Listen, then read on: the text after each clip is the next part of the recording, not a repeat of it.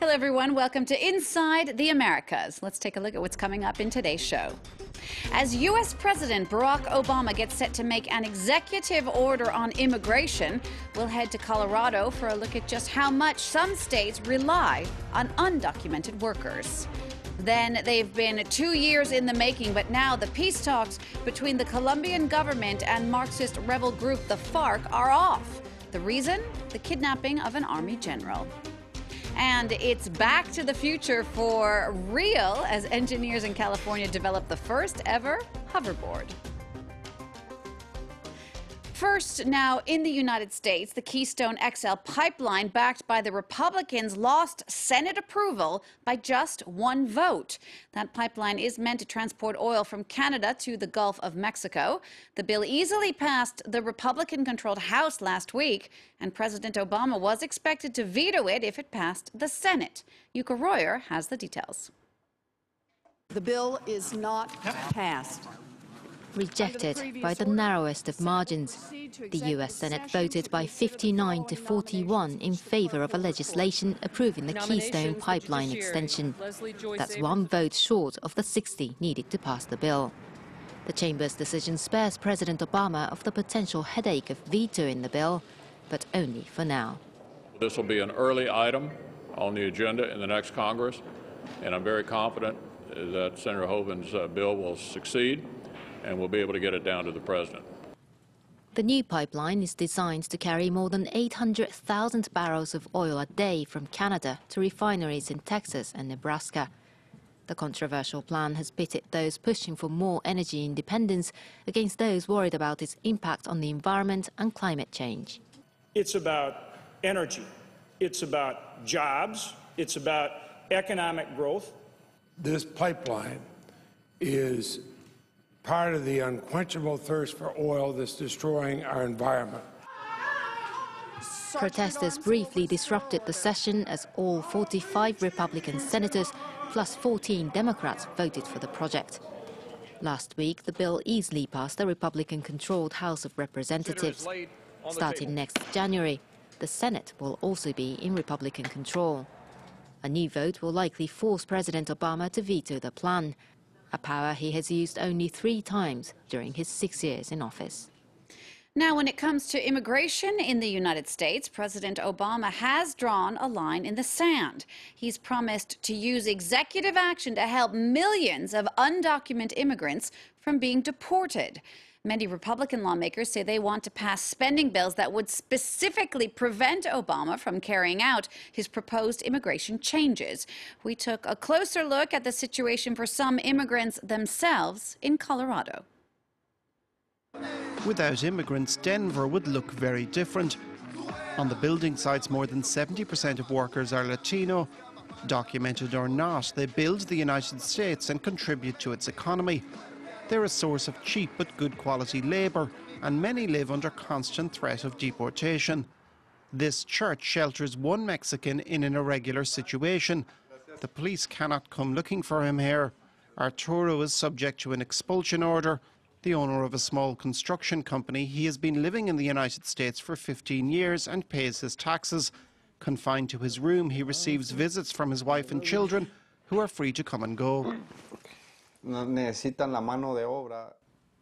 The Americans need us for labor, but when you try to get your benefits, they give you nothing. If we were regularized, we'd have the right to health insurance, to go see the doctor. We could walk down the street without fear we might be deported at any moment. The American Friends Service Committee is helping to highlight Arturo's case and that of some 11 million other undocumented workers. Yeah, both parties and the president have broken repeated promises to address our immigration policies. President Obama has deported 2 million people, over 2 million people since he took office, which is more than the previous 4 presidents combined. And so that is part of the reason why we see increasing resistance and organizing in the immigrant community, because you are not safe. Barack Obama has promised to issue an executive action on immigration reform after Republicans blocked it in Congress, but nothing has come until now. On Colorado's industrial-scale farms, labour is needed, but few Americans will do the work. Dave Petrocco and Don Shawcroft, along with other Colorado farmers, are trying to bring politicians around to the benefits of increased regularization of immigrants. Employers have to understand that the country, the government in particular of the country, is going to support their needs for labor, whether that labor is for construction, whether it's for the hotel restaurant trade, or whether it's for agriculture. There needs to be a legal system so that those people can legally work here, legally pay taxes, and legally return to their country if that's their choice. Without such a reform, farmers say they cannot function, and an amnesty could lift the constant threat of expulsion from thousands of immigrant families, most of them Latin American. Next to Colombia, where the president has called off peace talks with the Marxist rebel group FARC. That's after the FARC rebels were accused of kidnapping a top army general, something they've justified as a legitimate act of war. The peace talks are aimed at ending the conflict that's gone on for 50 years. Claire Williams explains. San Vicente del Caguán. Between 1999 and 2002, this small town in central Colombia was known as the FARC capital. The rebels are no longer here, but they're hard to forget. The harm they caused people is still visible. They practiced extortion, demanded what they called revolution taxes. They never thought of trying to rally people to their cause, as they say they did. They just made money out of them. It was in this building peace talks took place 15 years ago. They failed. Negotiations started up again in 2012 in Cuba. But some don't trust the government's intentions. It was simply a way to gauge the guerrillas' military strength, as well as boost national and international political clout, before surrounding them and killing everyone.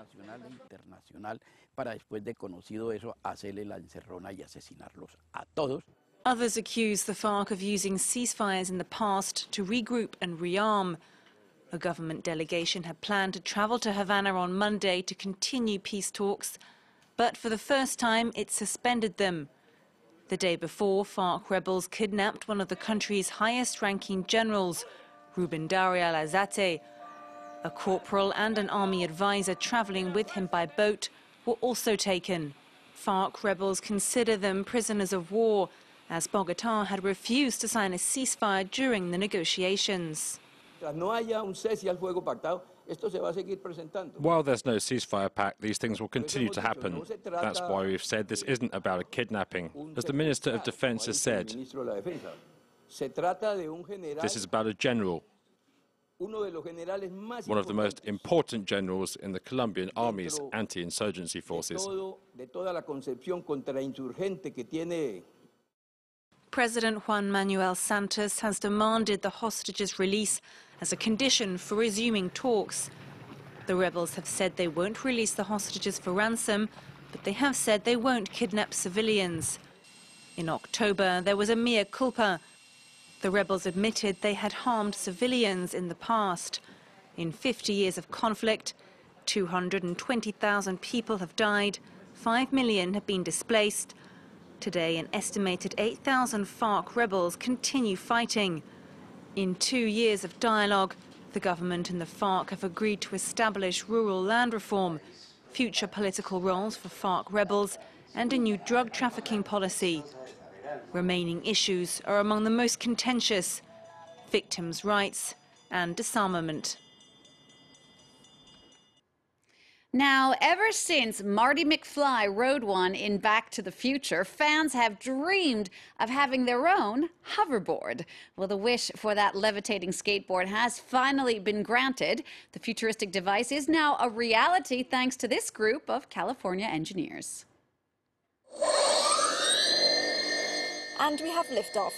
Defying gravity, the Hendo hoverboard floats about an inch above the ground, powered by 4 disc-shaped engines. It can move speedily, if noisily, in multiple directions and turn around. The battery only lasts 7 minutes, but that's still enough time to take a grown adult for an exhilarating ride.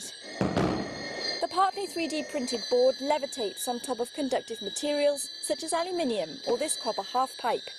The technology that propels it is called magnetic field architecture, developed by the startup company ArcsPax. We are creating a magnetic field, and then through a method of induction that's part of our secret sauce, we're creating a secondary and equal magnetic field in this conductive surface.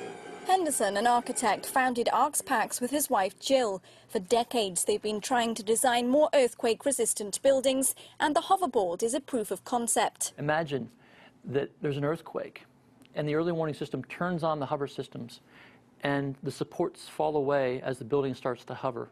The shaking stops, the supports return, and no one in that room or that building ever knew there was an earthquake.